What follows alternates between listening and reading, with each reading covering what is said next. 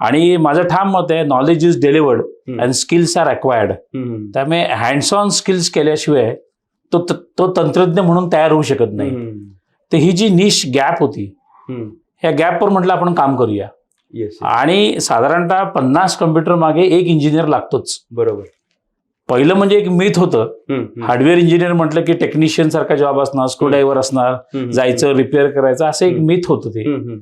तर ते पहिलं मला लोकांना सांगावं लागलं. म्हणजे आमच्या एजन्सीजला मी पहिलं सांगितलं, हे क्लिअर करा लोकांना की हार्डवेअर नेटवर्क इंजिनियर म्हणजे काय. बरोबर. मग त्या एजन्सीजनी हार्डवेअर नेटवर्क ही भानगड तरी काय आहे अशा टाईपचे बथे, अशा टाईपचे आर्टिकल्स पेपरात दिले आणि लोकांना पहिलं समजून दिलं की it is not a job of a technician, it's a engineer.